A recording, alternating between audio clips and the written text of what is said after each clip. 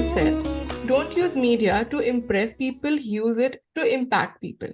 Hello, everyone, and welcome to Nerdy Optometrist, a podcast channel for all things optometry. And this is your host, Ukti Vora. Before we dive into the episode, please remember to check out all the other episodes on your favorite platform at Nerdy Optometrist. And remember to leave us a review if you enjoyed this or any other episodes. With that, let's get started.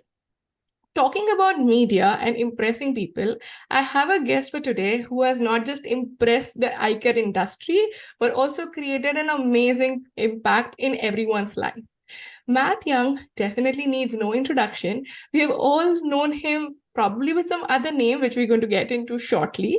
But just to do a formal introduction, I have Mr. Matt Young, founder and CEO of Media Mice. He has spent nearly 20 years in the eye care industry, living in Asia Pacific for 17 years, working up to build media marketing and a conference business along the way. Media Mice was started in 2009 in Singapore and now has a branch office in Da Nang, Vietnam. Today, it has a database of 70,000 ophthalmologists worldwide and more than 12,000 optometrists and opticians. He has built eye care's freshest media and marketing agency, and they actually are everywhere from APAC to EMEA to North America to LATAM. They basically are one-stop media shop from east to west. Media Mice goes over 30 plus shows. Trust me, I get exhausted going in 3. I don't know how his team manages it, but he does more than 30 shows worldwide for media coverage and to host all the promotional activities to bring in the best content.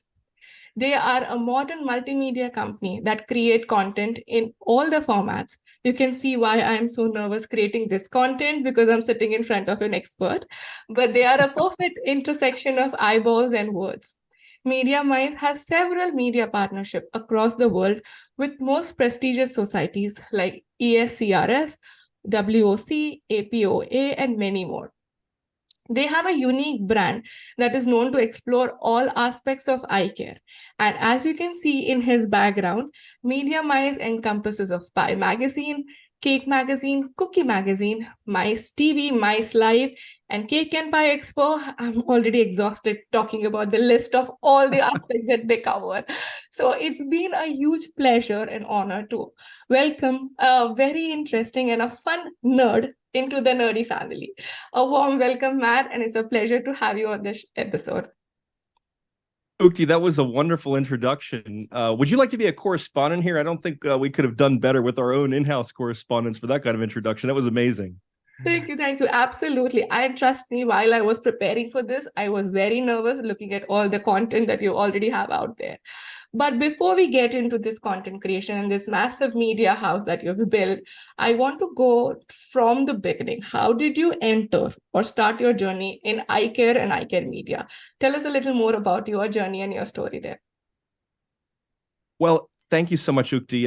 To be honest, it's a bit shocking how I entered because I was actually covering homicides in Washington, D.C. A little more than 20 years ago. And it was such an exhausting beat. You know, I was the youngest reporter on the sniper story of 2002. And so I was having to do about 4 stories a day at the time, late into the night, and driving all over the place, and not such a safe beat either.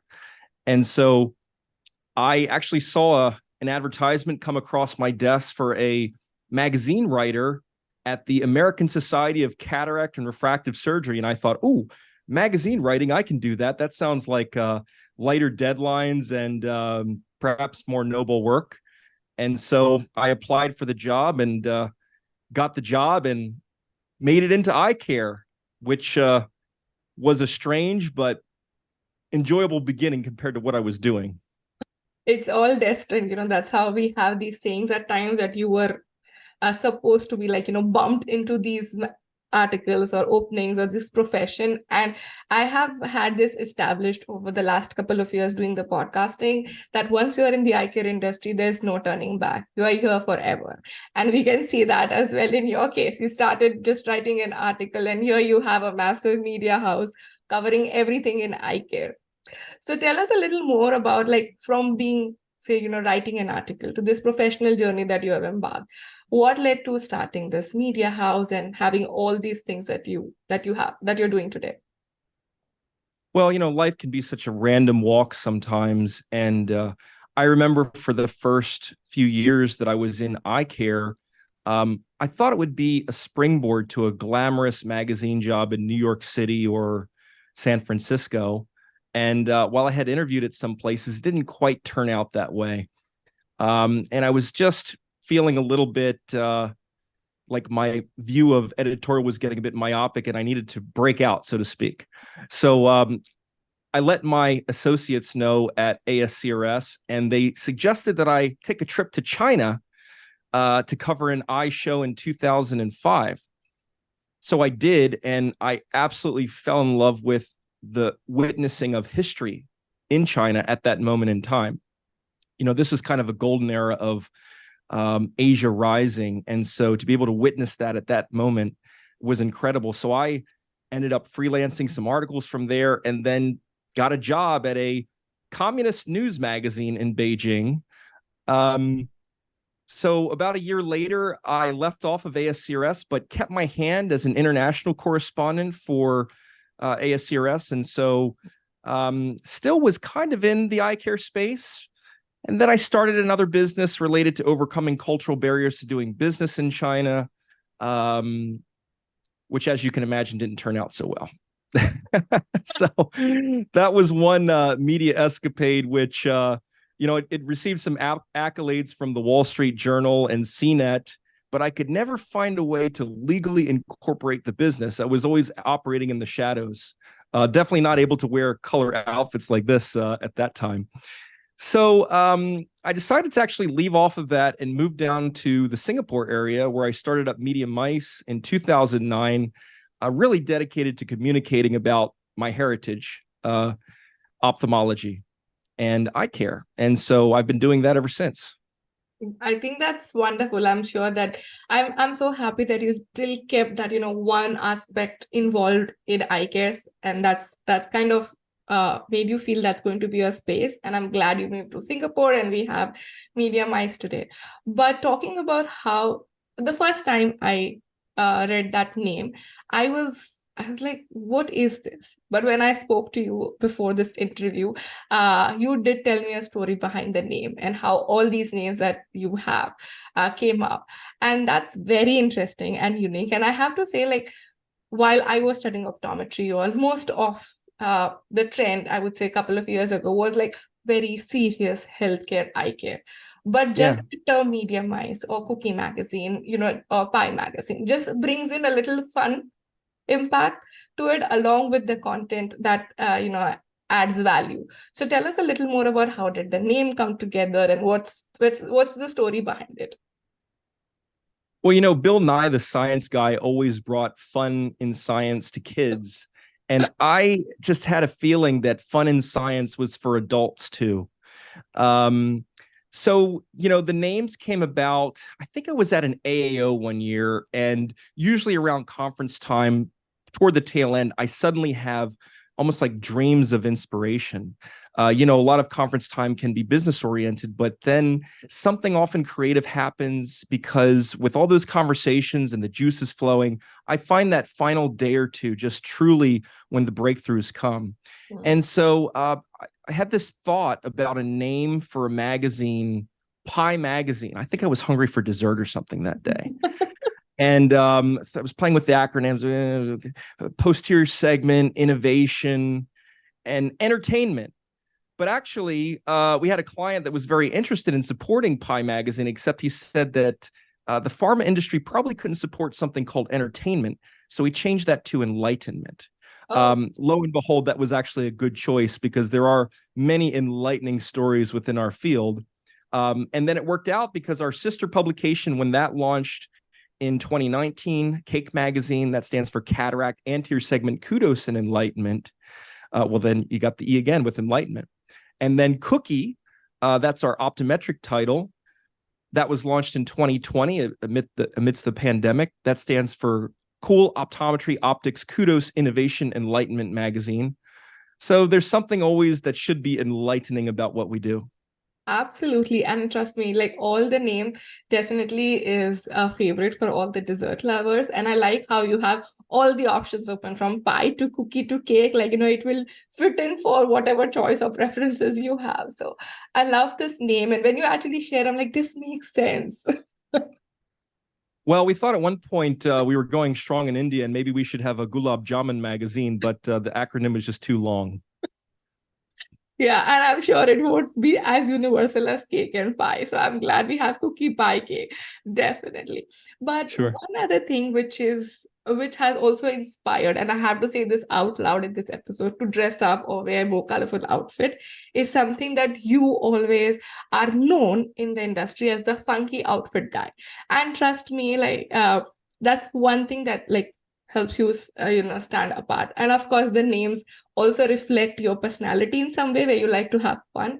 What is the story behind creating these amazing, visually sensational blazers or the outfits that you come up wearing in the conferences? What's the story there? Well, you've got all the good questions to get these stories out of me today, Ukti. I'm loving it.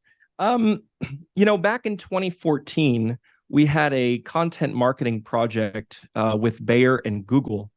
And the point was we were communicating about the future of clinical vision using Google Glass and an interaction with exhibitions in Zurich and London. Well, because of that, I realized that when I was wearing 4 sets of Google Glass around the world that, maybe my style needed to change. And we were actually operating also in the Malaysian furniture industry of all things. And so there were some designers there that also were kind of starting to advise me on style points. Well, I kind of, let's say, took that to the extreme because in the beginning, I just started experimenting with, I don't know, kind of just, let's just call it more radical styles, stuff that didn't look like a suit. I then got into costumes, which was really some of the most memorable outfits I've worn, from a Mozart suit at ESCRS several years ago to Pie Person, hero of the posterior segment, to race car driver outfits. And remember, these are all not just at booths, but throughout the conference location. So you can imagine if I'm attending sort of close to black tie events with this on, maybe I wasn't always the most welcome person in the room. But as a smaller company at that point, it really helped for inbound marketing purposes. I didn't really need to have a large amount of buyers. I just needed to have like the fervent base, so to speak. True. But after acquiring that, it became necessary because our industry still, for the most part, it innovates in terms of medical devices and pharma, but not always so much in the communication space. So some people needed to take it a little slower. I started to modify that approach, I guess, starting in 2017 around the ESCRS in Lisbon, where I happened to come across some fruit patterns in Hoi An, Vietnam, which is just 20 minutes down the street from where I live. And they were being made with like, little collared shirts and shorts at the time. And I thought, well, maybe that could be like patterns on a suit. So I did like full suits, banana suit, strawberry, watermelon. That was great, played really hard. But what worked even more over time was when I dropped, the funky pants, just wore regular pants and had the funky jacket and these wonderful patterns that came out of Hoi An and their boutique tailors. So now I also make a little bit of a funky jacket line and am really enjoying life. And meanwhile, the company is rising to new heights. That's fantastic. And I have to say the experiment, I'm sure you went through your own journey of deciding what works, what doesn't work, but your experiment surely inspired many of us to dress up and make the serious conference, in the sense, we're all there to kind of learn and educate, add that smile. Hey, that looks cool. Maybe it's not that black tie or that black suit kind of an event. You can add more colors to it. Anyways, I like how you had also shared, like, you create or wear visually sensational blazers. Being in eye care, who would not like colors, right? Why are we always in like blacks and grays and blues? Oh, so true. And, it has been a journey. And, recently I had the the great opportunity to attend the DOC, which is a Congress in Germany. I believe it was this past July. And, I was told ahead of time, even some years back, oh, German congresses are so boring, snooze. Well, when I got on the show floor, it was nothing like that. It was very dynamic, lots of great colors out there. So the Europeans have really embraced the style, which is, of course, we're really looking forward to that as being the ESCRS official digital media partner to kind of, help support all that color. But it's definitely a changing world now. I'm 43 years old, so, probably close to half the people in our industry are younger than I am now. So, times are changing. But I can definitely say you are inspiring the young and the olds to kind of embrace the style and like bring in the colors and the vibe to these events. So I really love that. And talking about, being a global media house, as you said, like, today you're in Zurich, tomorrow you're in Singapore, then in US. You go around the world. But tell me, what's the best part of being a global media house in the eye care industry? Well, the best fun part personally is living in Da Nang, Vietnam on the beach, and then we call it gate crashing. So basically what that means is, we kind of go through a wormhole, a portal, we crash through some gate out there in the world, spend a week, say, just enjoying that, meeting our friends, conferencing it up, but also enjoying some things on the sideline, and then coming back through the gate, back to our home in Vietnam. And to live a life like that, it's I guess it wasn't exactly designed. I didn't think about doing this as a child, but along the way, taking small steps, it certainly ended up in a very intelligent design, so to speak. And it's a life certainly worth living. That's wonderful. I loved how you come up with like really fun names. I have to have some special sessions with you to kind of, come up with some creative ideas and names of gate crashes because, this is very true that, you can do everything at home, but then you go out in the world, learn and come back and then embrace the new information and the changes and the content that you have brought in. But as fun or beautiful as it sounds, I'm sure you had your roadblocks or your challenges. So in this episode, we don't always talk about the fun part, but we also would like to know what were your roadblocks, what were your challenges, being such a massive, global media company.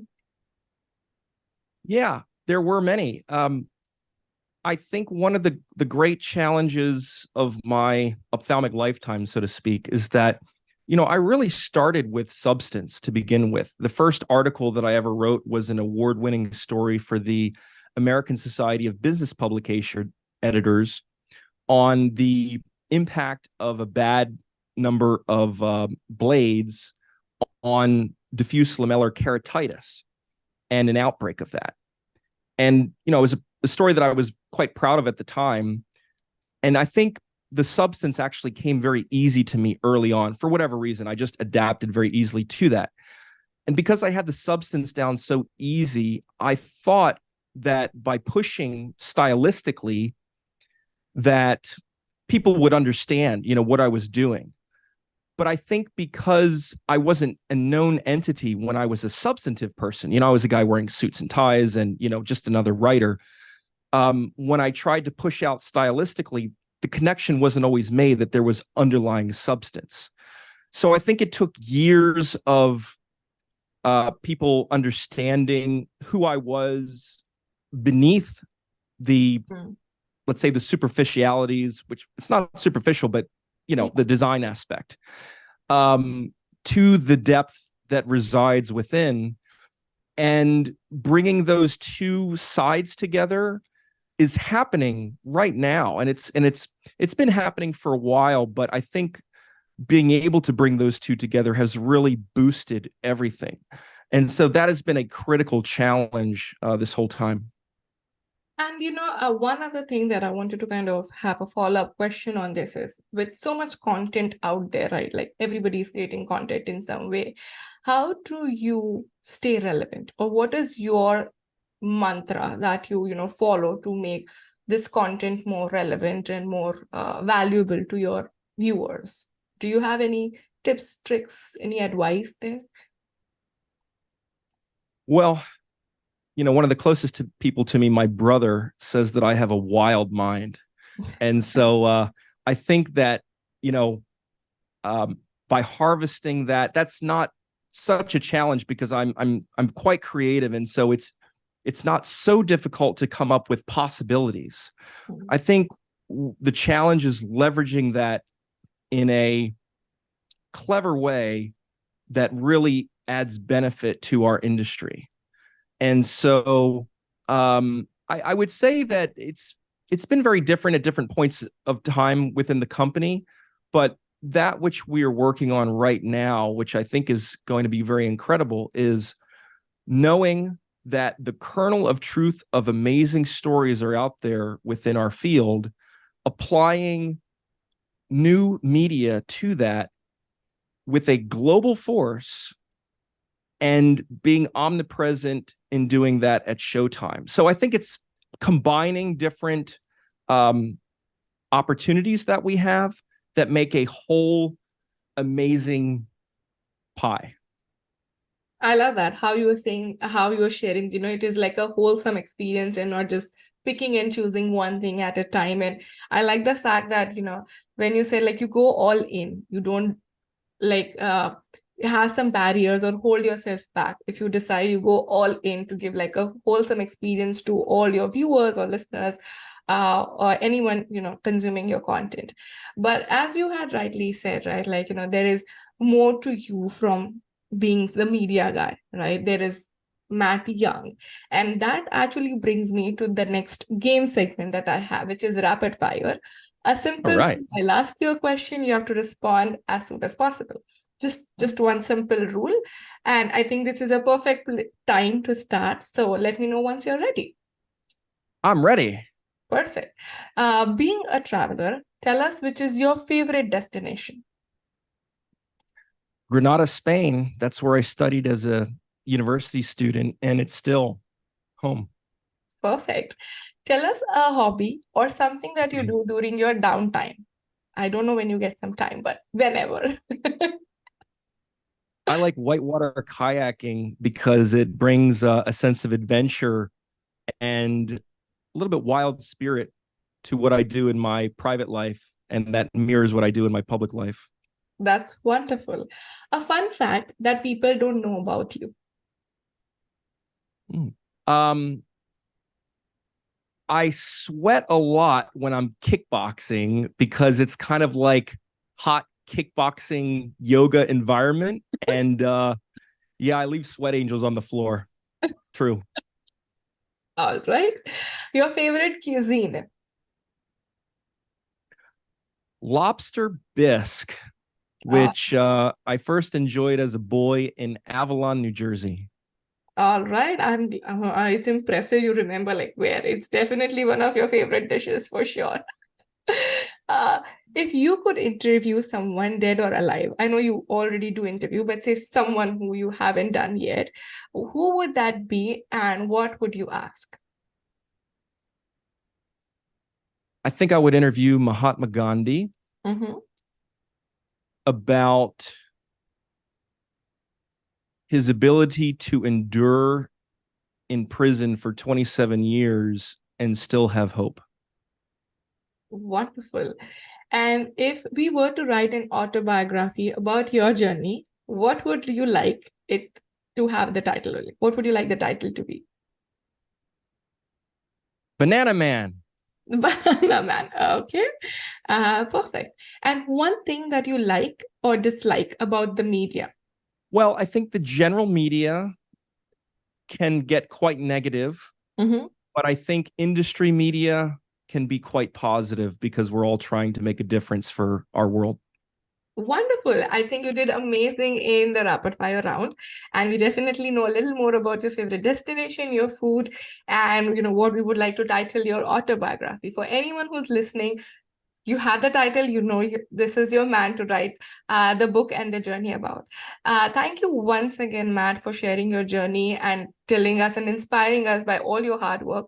Before I let you go, can you please share one final takeaway message for all my listeners? Yes. Well, no matter what we put on in our field, we're all carrying some amount of illusion. And I think it's important to try to break through the illusions, whatever they may be, understand the essence, and carry forward to the other side to be of great benefit to our society and our world. Wonderful. Thank you once again. And for all my listeners, I'll be dropping the links of, how you could connect to Matt, and also links about his work and the content along with Media Mice. So do check out their work. It's definitely very inspiring, a lot of fun. As you can see, I had a great time talking to him, and his content also has a lot of enlightenment and a lot of fun. Thank you once again, and it's been a pleasure talking to you. Here's Ukti.